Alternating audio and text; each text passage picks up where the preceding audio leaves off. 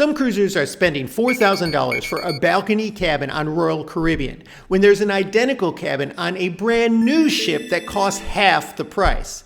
There are a lot of changes going on in the cruising industry. Some lines that used to be budget friendly are now full of hidden fees, and other premium lines are now cutting service faster than ever. Today I'm going to give you 3 cruise lines you might want to avoid this year, and 3 cruise lines that actually deserve your money. I'm Gary with Optimal Cruising, bringing you fresh cruise advice, money-saving hacks, and secret strategies the cruise lines don't advertise. Let's get started. When I book a cruise, I'm not always looking for the same thing. Sometimes I want a more luxurious experience, and sometimes I'm just looking for the best value. So in this first round, we're going to compare 2 value cruise lines. One that is trending downward, and the other, in my opinion, is trending up. Personally, I've sailed a ton on Royal Caribbean, and they used to be the value line for me. I could find great deals most of the year, and they often had incentives when I was traveling with kids that the kids would be free, and they also often have a 3rd or 4th person in the cabin free, which means you can go on that cruise for a good price, especially if you're a family. But things have been changing and the prices have been going up considerably. In fact, if you look at the newer ships, the mega ships like Icon of the Seas or Star of the Seas, you're going to pay about $2,000 per person just to get into a balcony cabin for a 7-night Caribbean cruise. That's a lot of money. And while those ships are the latest and greatest, there are also brand new huge mega ships out there where you can get in the same room for about half the cost. Here you're looking at the price of the MSC World America for a 7-night Caribbean cruise, and as you can see, you can get in a balcony cabin there for on average about $1,000 per person. And this same disparity holds true when you look at some of the older ships. So recently I booked on Royal Caribbean's Enchantment of the Seas, and I thought, I got a pretty good deal. I paid around $700 per person, and that's for an interior room. But then I was checking around and I found an MSC quote for a 7-night Caribbean cruise for about $450 a person. And the MSC ship is a lot newer than the Royal Caribbean Enchantment of the Seas. Now, I'll admit, I'd sailed so many cruises with Royal Caribbean, it was hard to give MSC a try at first, but once I did, I was sold. MSC has the newer hardware in North America. Now, to be fair, MSC has some older ships out there too, but they're in Europe. The newer ships, the biggest, best ships they have to offer are in North America sailing the Caribbean. A number of cruisers complain about the food selection and quality on MSC, but I've not experienced poor quality with them. In fact, the food for me has always been superior.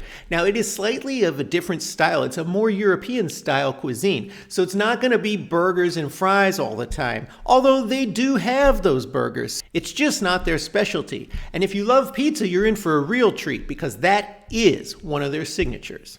The bottom line is right now Royal Caribbean has gotten more expensive, while MSC has actually gotten cheaper. And this is not going to last forever, but for now I'm going to take advantage of the price difference. I'm going to skip Royal Caribbean for a bit and start booking more MSC cruises. And here's a little trick that I used. If you sailed a lot with Royal Caribbean like I have, or any other cruise line, it doesn't matter, and you're going to try out MSC, MSC will status match whatever loyalty program you have. You give them whatever program you have the highest status in, and they're going to status match that on your very first cruise. That's a great deal and a great incentive to try them out. If you've been on MSC, let me know what you think. Do you agree, or am I dead wrong? I've been hearing feedback from a lot of cruisers that in some cases it doesn't seem like cruising is worth it anymore. Now, I disagree with that, but they have a point when it comes to a lot of the changes being made by major cruise lines, including Norwegian and Carnival. So we're going to hit those 2 in this round because they've both made considerable changes from 2025 to 2026 that will impact how you cruise and your wallet. The last time I went on a Norwegian cruise, it was great. I loved the freestyle program. I loved the free at sea. But now they've started to really nickel and dime cruisers. And that kind of puts a sour taste in your mouth. Their increases might seem small, but it kind of makes cruising less fun. I don't want to go to the dining room and worry, oh, maybe I shouldn't order that extra entree or try 2 entrees because why should I pay an extra $5? I already paid my cruise fare. And that's kind of how I feel. If it's all inclusive, it really should be all inclusive. I mean, come on, guys. Not everybody's ordering 5 entrees at dinner. And if somebody wants 2 or 3 and they're going to eat it, what's the problem? And then Norwegian's daily gratuity charge has recently shot up to $20 per day per person, and that's higher than the industry average. And Norwegian used to be known for their high quality of entertainment at sea. They'd have Broadway productions in there. They'd have shows like the Blue Man Group, but they're cutting back in favor of in-house production shows, which is cheaper for them, but lower quality for us cruisers. And personally, I think it's rather sneaky when you go to book a fare with Norwegian and you buy their free at sea program, which is supposed to include free unlimited drinks, free specialty dining, free Wi-Fi, and then they throw in a charge of about $300 and $350 per person in gratuities for those packages. Now, Carnival has made their share of controversial changes over the past year, the biggest one being their loyalty program revamp, which is going to make it harder to maintain a status if you don't continue sailing with them and spending money over a 2-year period. But Carnival has also made several changes to help cramp down on some of the rowdy behavior on ships and make it more enjoyable for all cruisers. For one thing, they've had a big problem with Bluetooth speakers. You now cannot take those on the ship at all. They also are clamping down on rude behavior with serious fines and penalties. And Carnival's not been nickel and diming the same way Norwegian has. For example, their street eats, their Guy's Burger, their Shack's Chicken venues, which are very popular, are still completely free and included in your fare. And especially on their newer class ships like the Jubilee and Celebration, the amount of free food venues kills Norwegian.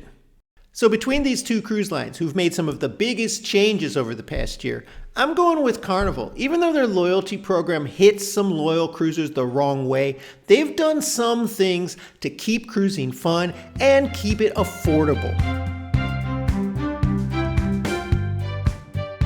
Sometimes when I book a cruise, I'm not looking exactly for the best value, but for a premium experience. But there's one premium cruise line that has showed signs that they really would prefer to be a value cruise line. I'm talking about Princess. Now, the service is still very good on Princess, but they've been making some cuts that you can tell in the comments and the feedback from their customers are not good. In fact, their rating has fallen significantly over the past 6 months. Princess used to be the gold standard for affordable luxury, but people are saying they're making too many cuts. For one, they've changed the way they do housekeeping for standard rooms. It's only once a day now, and that is a step back from what they used to do. And then people are saying the food quality isn't as good as it was years ago. But the telltale sign for me that they're moving towards the budget cruise lines is the way they revamped their reservation system. So you used to be able to book a Princess cruise and the deposit was completely refundable up until the time when the final payment was due.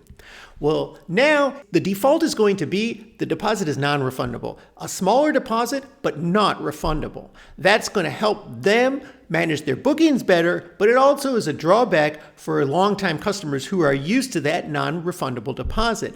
And Princess used to be one price for all included, but now they started to tier their packages more like many of the budget cruise lines. So you have to kind of be careful and make sure you know what you're getting because certain things are excluded from certain package levels, where in the past there was just one package, everything was included. So if Princess is cutting back, where can you go? Well, for affordable luxury, you can go to Celebrity. They're still sailing strong with consumer ratings. These days, their food quality and service standards are simply better than Princess, and this is borne out by the reviews from their customers. And their newer Edge-class ships are more like boutique hotels. They have a nice feel like that really makes you feel like you're wrapped in a luxurious cruising experience. There aren't a lot of gimmicks with Celebrity. What you see is what you get, and their buffet, the Ocean View Cafe, is widely considered the best buffet at sea. So if you're looking to book affordable luxury in the next year, Celebrity is probably your best bet.